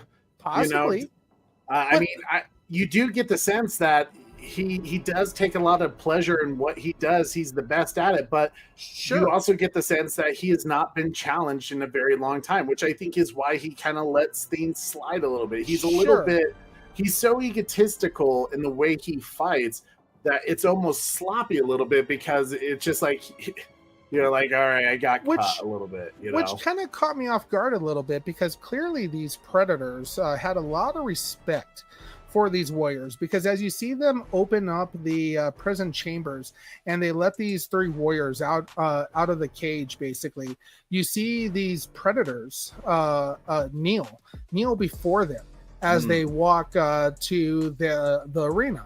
So, you know, it made them seem like they were, you know, they have no clue what they're there. They know that these predators have tried to kill them in the past, yet here we are kneeling to these warriors. So it was kind of a you know, a throw off there a little bit, like, oh, cool, am I being celebrated here for killing one of these things? And no, I'm actually just a puppet, and here I am in a gladiator arena trying to fight for my life.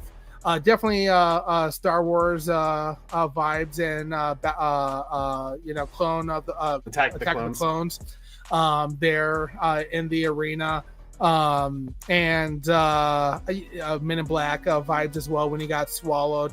But yeah, you know, it was a very fun fight scene here, and I thought it was cool seeing, you know, the final story arc of specifically the Viking queen sacrifice herself so she's able to go to Valhalla, which was really nice to see as well.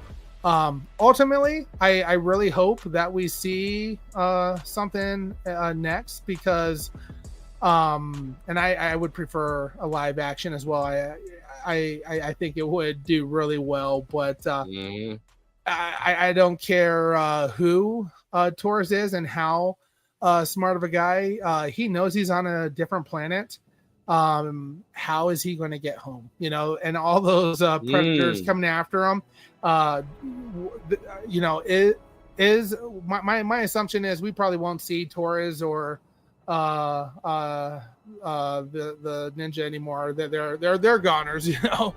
It'd be cool if we see them again, but I wouldn't be surprised if they just kill him for trying to run. So because in some ways that would be kind of dishonorable as a warrior culture goes. So but awesome. The one who tried to self-sacrifice herself, she would have to fight again, along with a certain Comanche warrior from Prey, hopefully.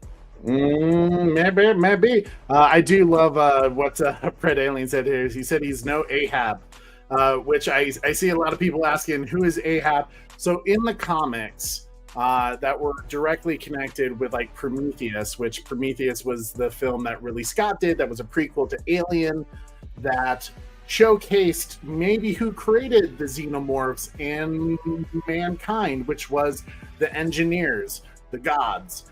And there was this storyline that this Ahab predator, this predator named Ahab, actually hunted down one of the engineers. He had some assistance with a human, but they had an epic battle, and he actually killed an engineer. It was considered like one of the grandest, biggest hunts ever. You know, that the fact that he was so he kind of was like Ahab and Moby Dick. Yeah, actually, now think about it, because the great white whale, that it's the great white engineer. You know, it's very poetic. I love it. I did do a poll for which was the best individual story of Predator Killer of Killers, and out of 25 votes, I didn't vote. 7% said the Bullet World War II pilot story, 36% said Shield, the Viking story, and then 56% the Sword Ninja story. Yeah, Oh, I agree. I have another poll going on right now asking if you guys think there should be a sequel to Predator Killers. But let's go ahead and let's get to that ending scene. We talked about how we get to, I see someone put in the chat as well, that we get this very Raiders of the Lost Ark, putting away the Ark into Area 51. And passing over, seeing something behind.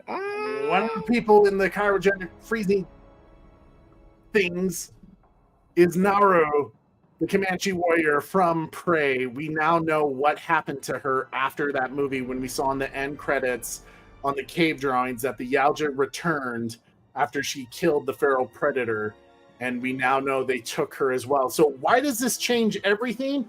Well, it was to our understanding from Predator lore with, Predator hunting grounds, that Dutch was still hunting the predators after the events of 1987, and even Lieutenant Mike Harrigan, he got rewarded with that flintlock pistol that we know currently Torres has.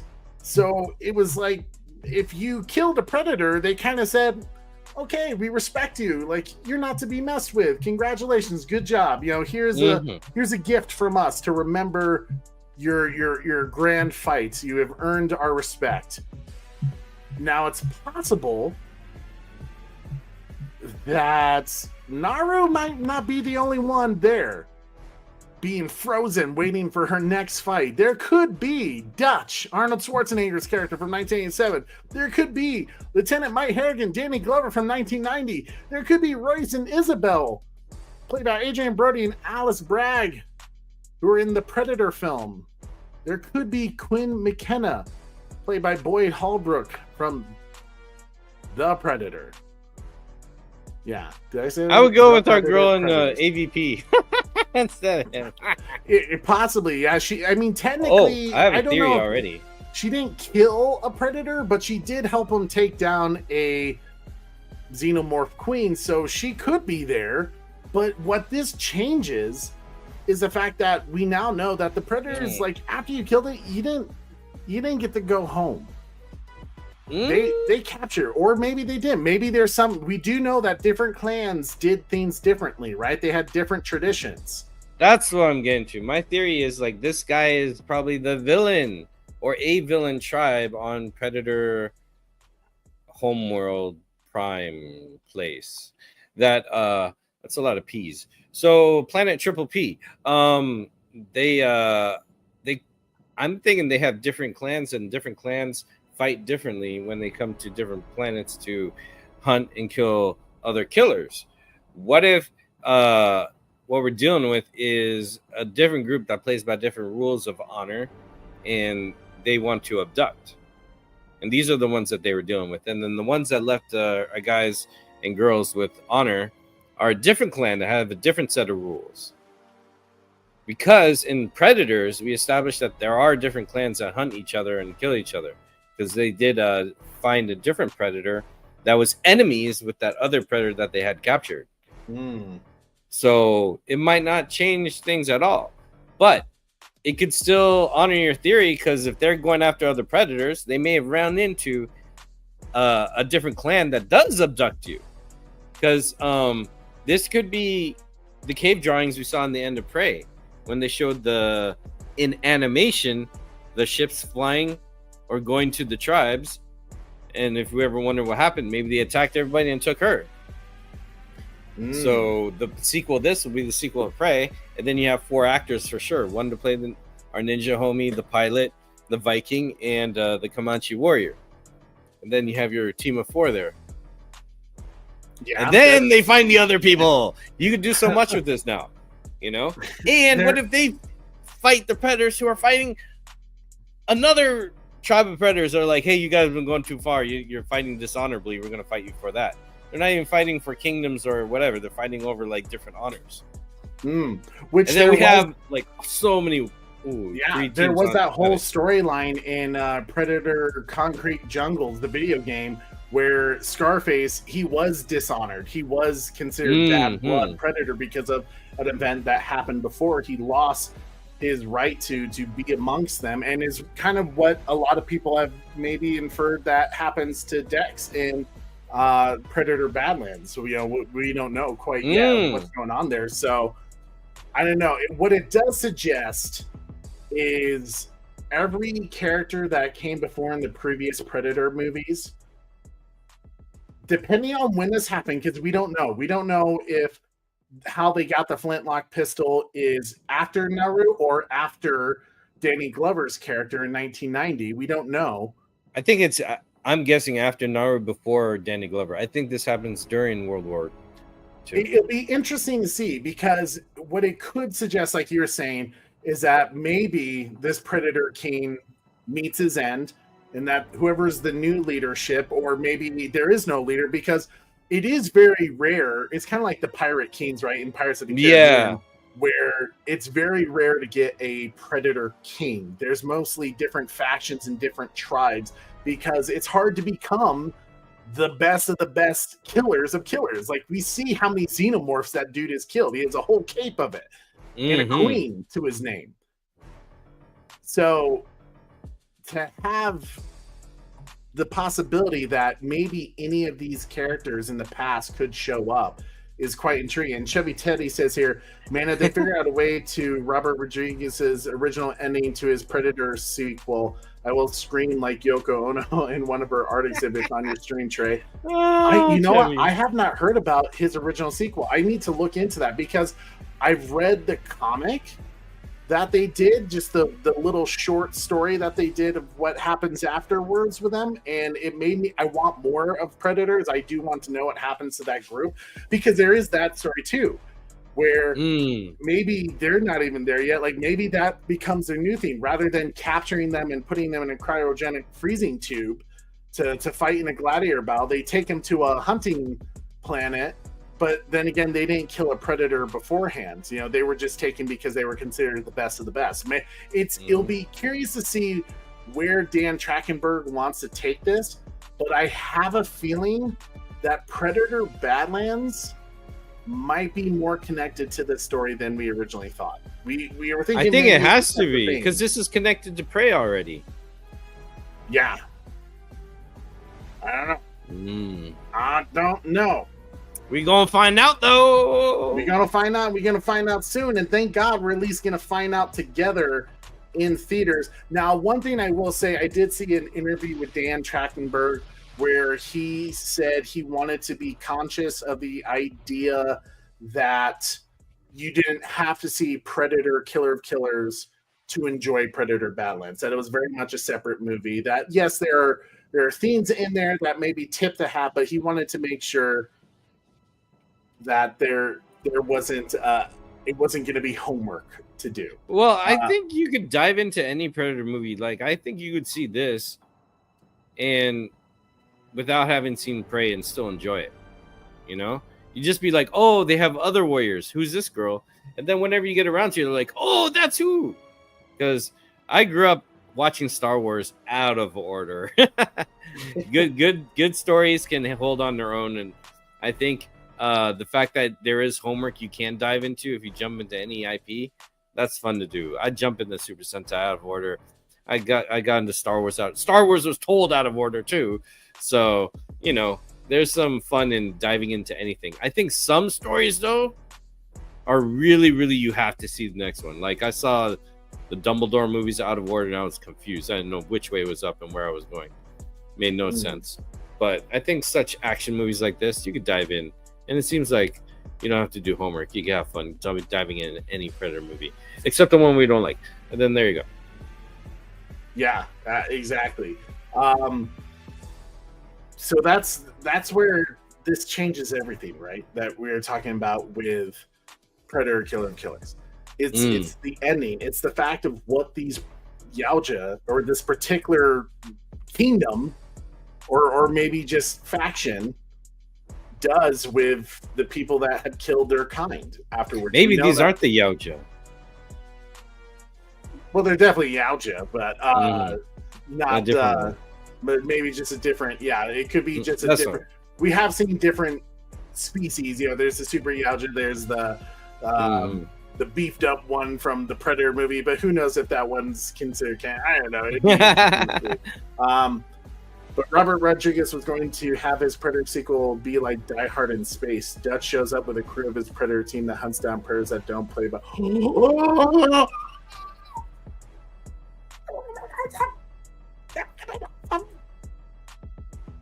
did I not get that? The fact that that's been on the table, think about it.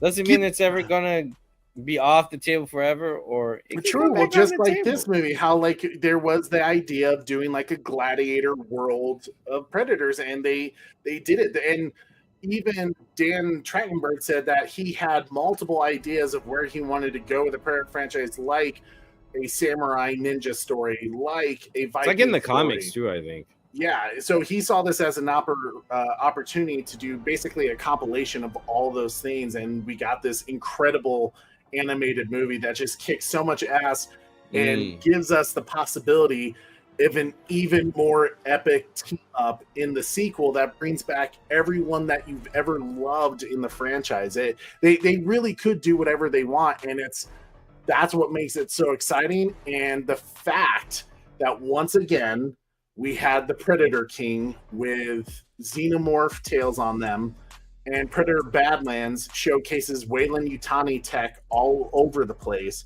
suggests that we are super close to getting an AVP film here. And I do like what the director of Alien Romulus said, where he thinks when the next AVP film happens, they're not going to announce it. It could be just a Predator film. It could just be an Alien film, and they're going to keep it secret until the very end. We need some more secrets. There's too much like. I agree. Like, check out this scene. This is what happens. Yeah. Look at everything that's in this movie, so you won't be disappointed. Right? Yeah. And save one corny surprise. Like, oh, really? Okay, that's more like a U-turn, not a surprise. But whatever. Exactly. So, guys, now that we come to an end, well, first off, does anyone have a theory that they want to discuss before we start to wrap up tonight's show that they want to discuss, maybe? No, I just want more. I like that. That works. I want more Predator. Dude, I'm pumped up, man. I want to re-download Hunting Grounds. Yeah, I'm pumped up. This definitely got me excited again, man. You know, it's been a while since we've seen Prey. So this got me right back into it, and yeah, I really want to see where they go, because to be honest with you, man, when it comes to the aliens and predators, I was never really an aliens guy. I much prefer watching the predator side of things personally. That was me too. I just prefer predators over aliens. You know, like I like the honor and the warrior and the the battle. Versus just versus just some alien that's trying to pop out and dance on the dinner table. Hello, my darling. Hello, my baby. Not the same movie, but change mine to the soup. It doesn't seem like safe tongue action in Aliens. I like more the whole mouth. No. But the cool thing I liked about Aliens was the second one, Aliens, because to me that was like the most Predator aliens have gone. Oh yeah, like, experience wise, definitely. But yeah, I've been more Predator.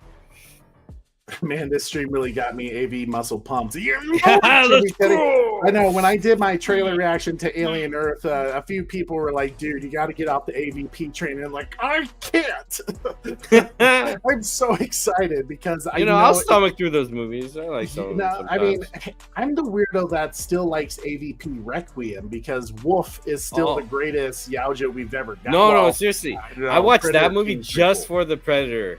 Yeah, that guy is badass. That's what I wanted in the first AVP, because the first AVP they made the Yaojas look whack. Here's the thing, but they sucked. No, I love that movie because I don't know. I just thought it was great because the Predators, for some reason, was like the protagonist's friend. It's kind of like a little dream. I was like, oh, if I got, how they always ask you that meme, choose one to protect you, the rest will hunt you. I was like, I want a Predator on my side, man. So, anyways, that's me. But the difference is this AVP Requiem was made by people who love Predator movies. because the soundtrack was more Predator, the vibe was more Predator, True. the tones are more Predator. AVP, done by the director of Mortal Kombat, I still like that movie. I do know that his favorite movie is Aliens. So AVP was made by a guy who favored Aliens, and AVP Requiem was made by, I think, 2 guys who like Predator more. So that's why there's a tonal difference of who is who. Because when the Predator beat that one, or that Predator lost to that first alien in that battle, where they did the BVS thing before BVS, I was like, I thought the Predator was going to win. Right, drove me nuts. Especially freaking Celtic. Celtic should have won that. They shouldn't have had him break through the. I was like, dang, man, that was a good fight though. That was cool. But it was still great. I mean, I love both the Xenomorphs and the Predators. Like, I'm still so fascinated with the engineers, and I really want a sequel to Alien Covenant because I gotta know what David is doing.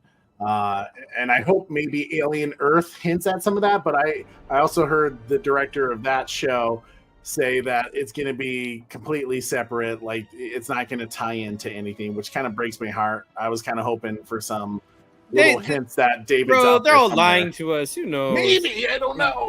They're all lying to I us. want to get Man. my hopes up. How long did my Andrew Garfield guy lie to me about? No, I'm done. Right, true. Yeah. So I did come on, another man. poll that says, do you want a Predator Killer of Killers sequel? And out of 27 votes, it's just 100% yes. So I think that just goes to show that how successful this animated film was, and it is a damn good time to be a Predator fan. You know, we talked about how last year kind of Godzilla owned the world with Godzilla -1, Godzilla X Kong. This year, Predator and the Alien franchise, they own this year. This year belongs to them because the fact that we got a kick-ass Alien Romulus film not too long ago, that we got this Predator Killer of Killers animated movie that's just unbelievably good, and Predator Badlands is looking just to be just as special. I don't like saying in this person we trust because everyone has it puts a lot of pressure on people, but Dan, in my opinion, Dan Trachtenberg clearly has a great vision and great direction, and he knows what he's doing. He's delivering on all fronts. A lot of people gave him shit about Prey before the movie came out, and when that movie came out, everyone went, "Oh my god, amazing." This was another one where people were like, I'm stoked for it, and they watched it, and it was even better than what they were originally expecting. That puts a lot of pressure on Predator Badlands, but I think the hype is there, and I think he's going to deliver again. He's definitely going to give us something we've never seen before. He's done it twice now, and I think we're going to get something we've never seen before with Predator Badlands, and I think we're in for a real beautiful treat there. So I'm super stoked, and if you had to score Predator Killer of Killers, what would you give it out of 10?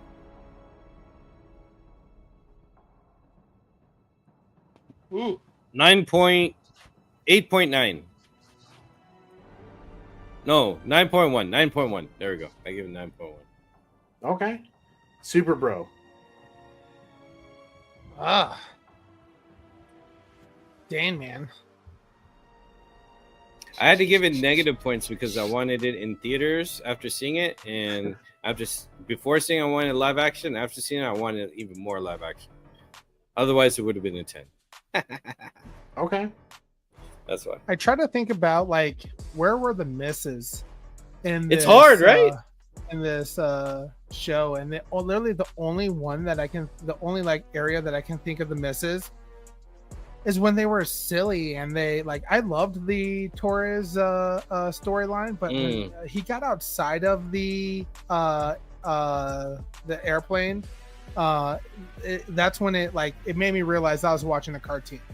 So for the first 2 series, I was like, oh man, this is intense, this is beautiful, this is well drawn, and I'm not one to watch animated series. You guys all know that about me. It took Trey an arm and a leg to make me watch Clone Wars, which I absolutely love. So now I'm willing to give these animated series a chance.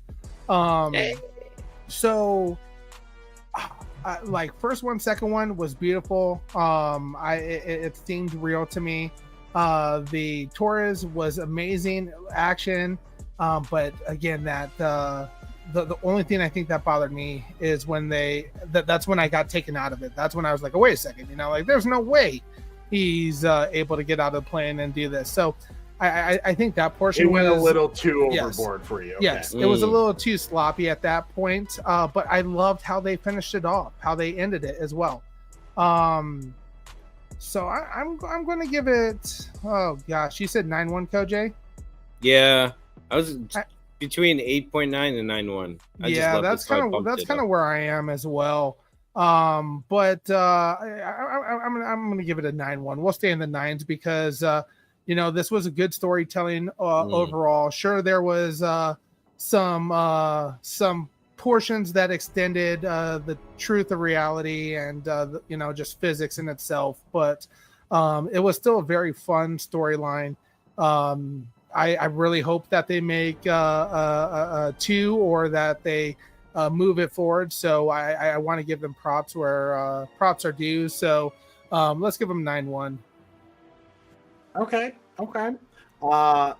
I'm gonna give it. It really did blow me away. I think I gave Prey a 9.4. I don't remember my score there. I think I'm gonna give this a 9.2. Yeah, 9.2. That's fair. It's not as good as Prey, but it was an amazing, amazing story. And I remember talking to you guys about this after our Prey review. Like, man, it'd be awesome to see a Viking one, or I think you even mentioned Kojay a samurai or some. We'd have to go back and pull receipts. It was in that genre. Yes, we wanted something like this, so they delivered. So maybe it was very good in that sense. Honestly, if this was live action, I'd probably rate it even higher. To be honest with you, it's just me and animated scores. We'll see. I haven't seen War of Rohan yet, so maybe that'll be my first 10 animated series. Who knows? Corey, what else did people give it? Yeah, buddy, we're actually seeing a lot of really good scores. I'm happy. So Trevor H gave it a 9.4. Trevor 8, the Batman Who Laughs gave it a 9.2.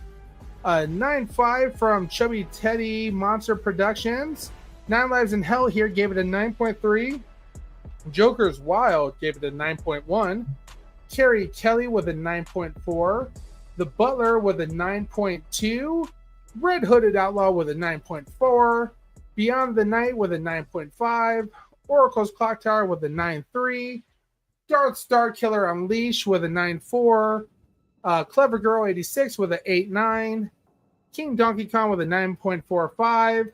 Good Soldiers Follow Order 66, 9.3 out of 10. Disney is cooking on this. Dark Jurassic gave it an 8.8. Probably the one thing they are getting right since they bought it. Right. Kaiju Crazy Craig Rowland gave it a 9.3. Pred Alien gave it a 9.6. And Beyond the Night capped us off with a $5 super chat saying, awesome stream, gents. You guys rock. Thank you, Beyond the Night. Appreciate you. Corey, can you play Beyond the Night? A little something to say thank you. Yeah, let's. I don't think we've done this one. Yeah, thank you. This was an awesome stream tonight. Dylan! You son of a bitch. Dylan, we still say hello to each other like that. When Corey and I are ever in a room and we haven't seen each other forever, it's still Dylan. Man, thank you so much for being on the night. We appreciate you guys. Well, Replay Crew, definitely let us know your guys' thoughts. I want to hear your score as well. What predictions do you have or want to see if they do a sequel for Predator Killer of Killers? And time for me to roll out the red carpet for my boy Kojay. Thank you so much for always being with us, man, and handling that kick-ass sword chapter. I appreciate you. What do you got coming up? No, it was a gift to be here as always. So I'm gracious and thankful. I love you guys, and I love the chat. The battalion is awesome. Well, we've already kicked off my co-watch party series where me and the Bat Channel are watching the original Power Rangers. If you like Snyder Cut, you like the originals of that because it's a little bit more mature, but the same type of fun. You get to watch it too. I have links. It's originally every Mondays, but because of my statistics I see, I'm moving it to either Friday or Saturdays again, and I'm going to keep it there. You'll find out by Thursday, the latest for sure. But definitely check that out. I'm trying to have my Japanese audience have access to watch it. But you can watch it. I have links. It's free 99. With whatever I can share. You can watch it along with me. My channel's a variety channel. I got gameplays, podcasts, watch parties. So come by, swing by, and we'll have fun. Episode 4 of Super Sentai with Abba Ranger with the Bat Challenge coming, and I'm excited to see you all there. So like and subscribe. You already know what to do. Subscribe to our boy Kojay. Help me get to 1K subs. The Super Sentai watch parties have been off the chain. That's so fun. I love it. So it's not much even fun. work. I can feel the great part is I can feel the excitement again. Like even though it was our first time watching it, I can feel the excitement. And I've been rewatching Dino Thunder, which is the American version of Abba Ranger. And Kojay, I just realized something. I think I missed this episode when it first came out on TV. On episode 16, they actually joke about the Abba Rangers in Dino Thunder. They actually show clips of them. They're like, dude, someone made a TV show about us in Japan. What? And it's such a I saw it. I was like, wait a second, how did I that's miss dope. This? So wow! Don't miss our co-watch parties over with Kojay doing Abba Rangers. Seriously, it's a damn good time. And I know you're gonna have. I do have to draw attention to Batman's thoughts. By the way, he gave it a 1.2, which if Batman's still here, you'll have to comment in the chat why he thinks this is so bad. Which I don't even think we even need to know. He didn't even watch it. He doesn't even have Hulu. He's just wrong. I love that everyone's already attacking him for it. I'm just messing with you. Super Sentai, yeah. Trevor. Hey, man. Guys, thank you so much for hanging out with the Bat Channel. As always, it helps us out so much. You smash that like, you share this video, subscribe if you haven't already. Hit that notification bell so you never miss an episode. I'm your host, Trey, with our boy Kojay and Super Bro Corey. And don't forget to tune in weekly. Same bat time. Same Bat Channel. Another thank you to Oracle's Clock Tower, Red Hooded Outlaw, Trevor H, and Beyond the Night for the Super Chats. Thank you, Chad, for a wonderful night. We love you. Take care. We'll see you next time. Peace. Peace.